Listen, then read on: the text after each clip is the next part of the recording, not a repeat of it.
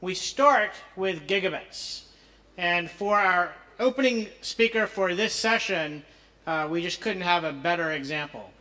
TeliaSonera was the first operator in the world to launch LTE services to consumers in 2009. As I mentioned a little while ago, in 2015, they were the first operator in the world to do a world record 1 gigabit per second over a live commercial network. To discuss the new operator model, we are extremely honored to welcome the CEO of TeliaSonera, Mr. Abraham Foss. Abraham? Thank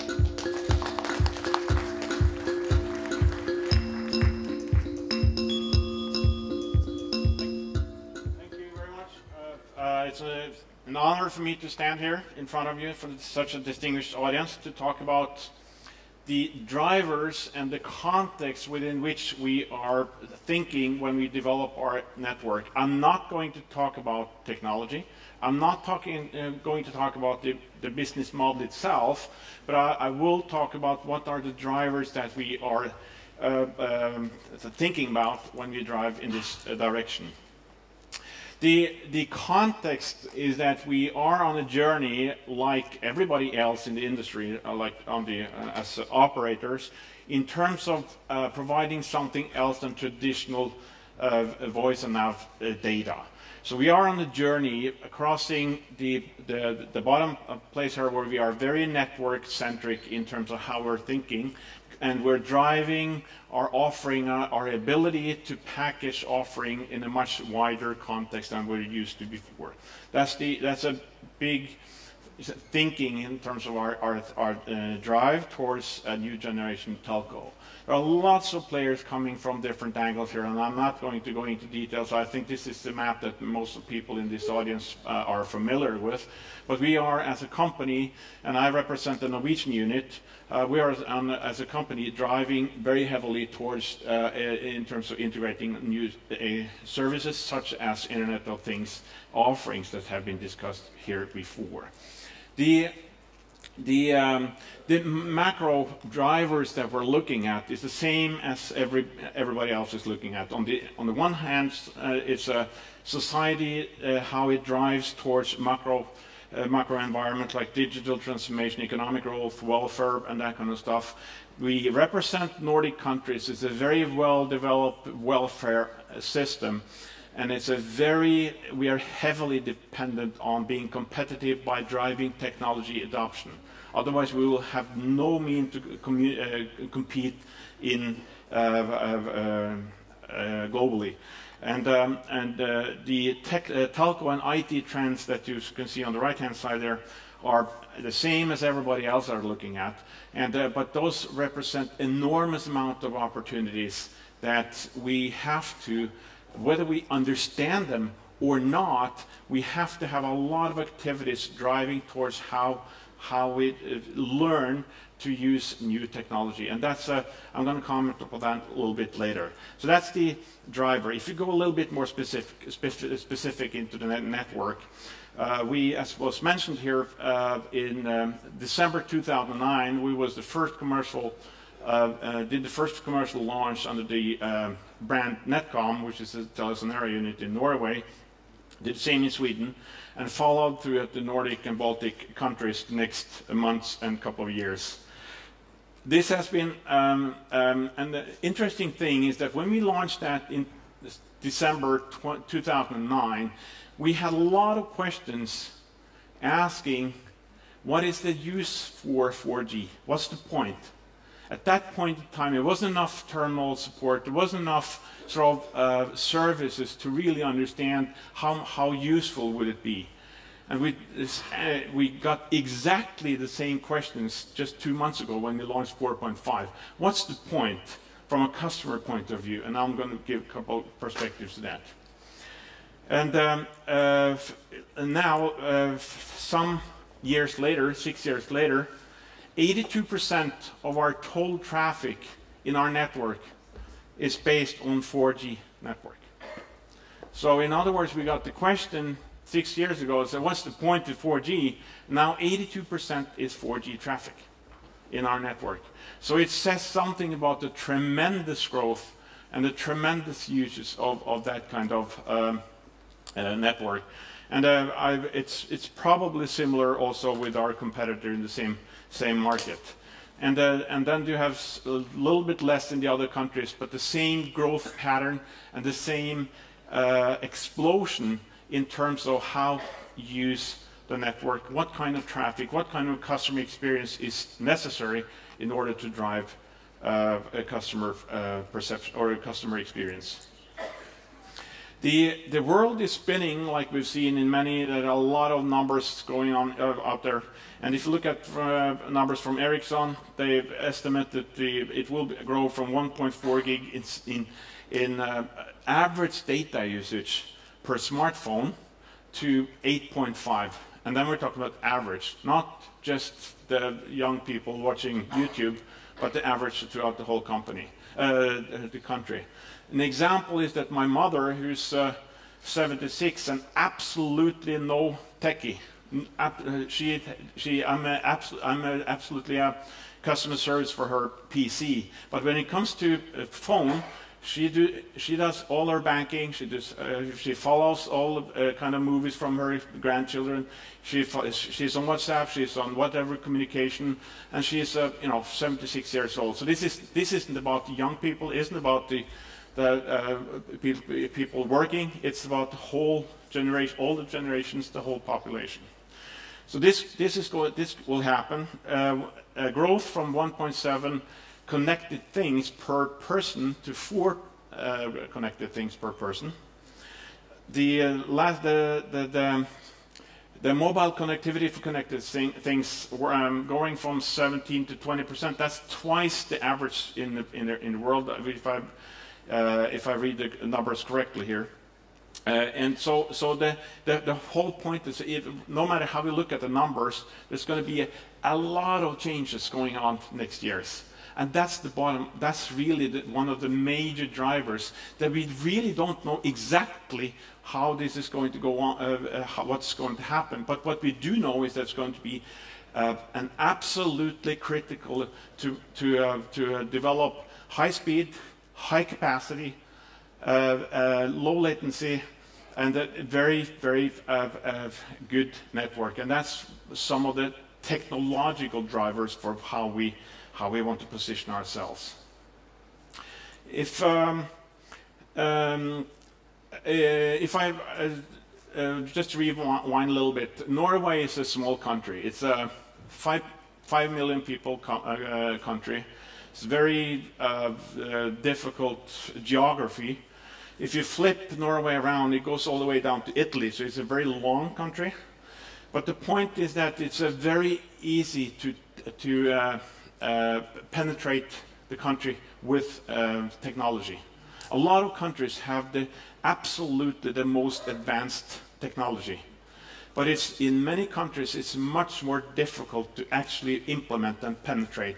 And a country with this kind of social welfare, with this kind of educated population, very high salaries, and a lot of challenges in terms of how to innovate and how to really drive the country together further, it has to be based on technology.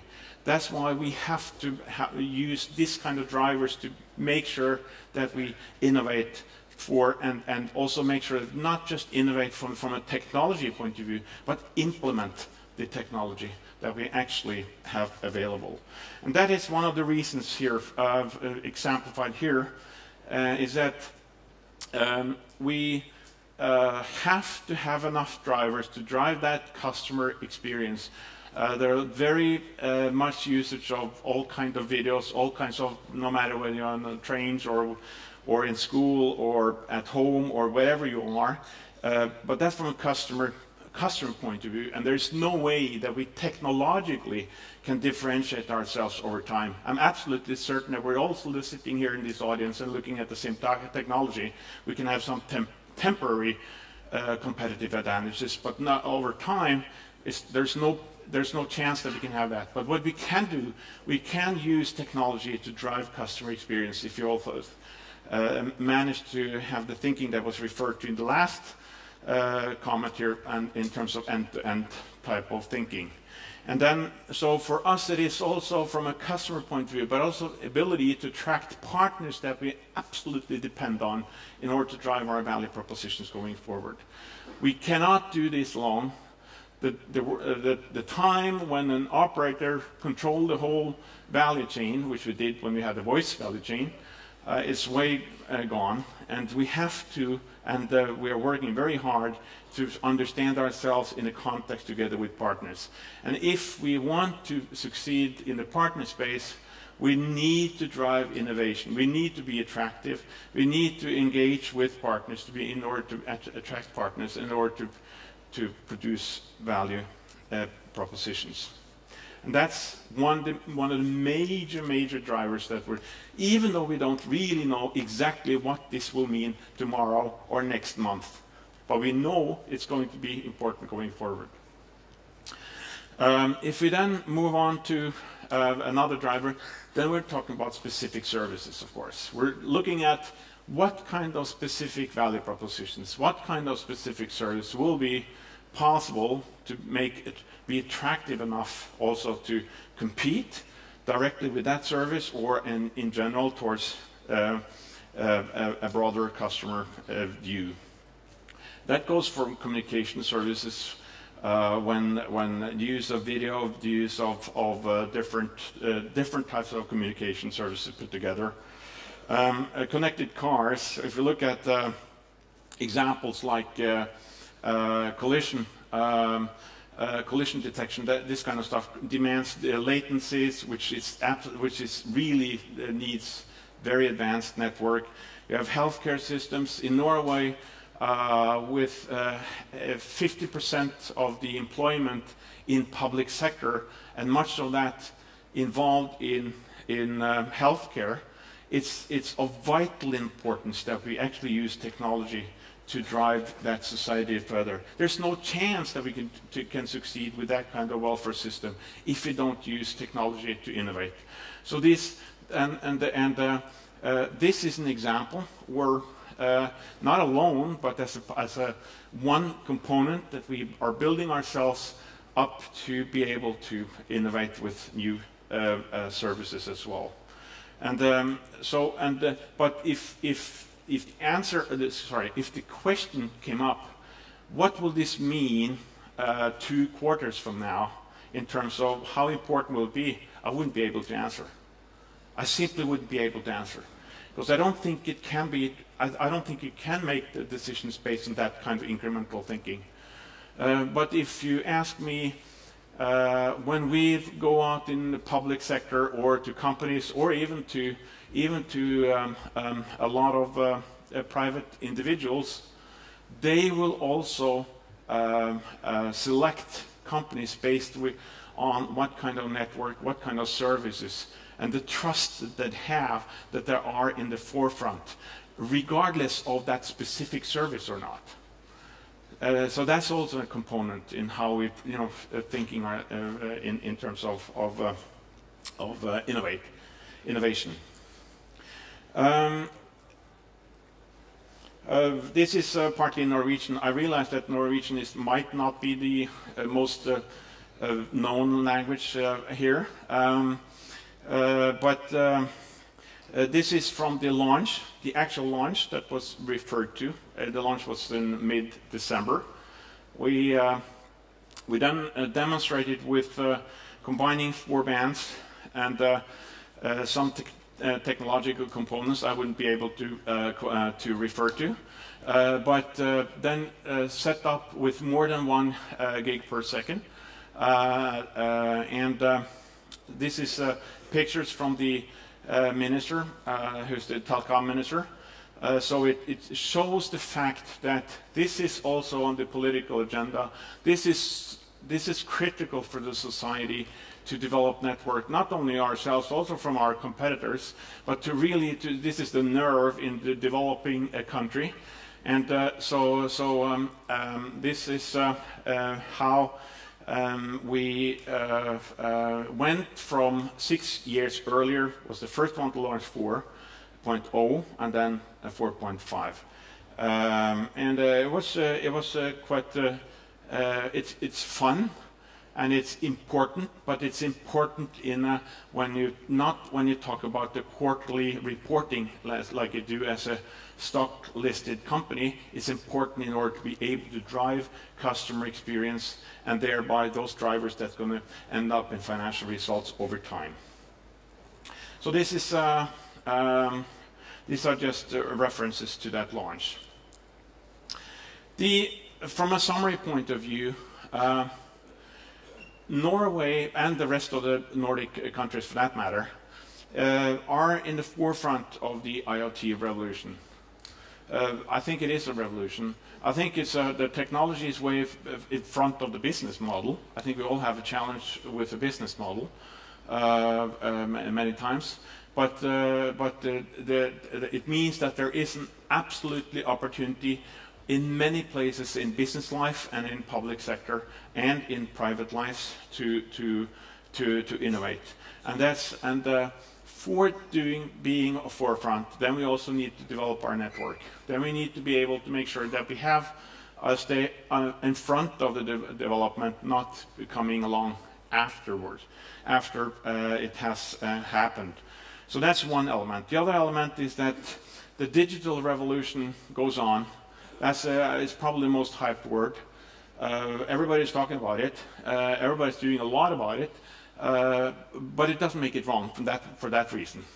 It means that we really need to make sure how we drive internally, how we drive in the interface to our customers. How do we help our customers to digitalize themselves? How do we internally digitalize ourselves? And how do we understand network and the network capabilities that we see here in 4.5 in terms of driving in such a context. And of course, we are, like everything else, we are searching for business opportunities. We are searching for how can we leverage this fact? How can we use this fact that we have access to technology and can deliver technology to our customers, and to enhance that customer experience, and how do we enhance that the best way possible. So the leadership, the innovation leadership, is attractive for many reasons, and we do use it to attract partners and to drive customer experience. Because at the end of the day, if you don't produce customer experience, it doesn't matter. Then we know what the financial results will be. So we have to start with the customer experience point of view, and in order to drive that, we need to be attractive for partners. And that's the main driver, and that's the main message that we have here.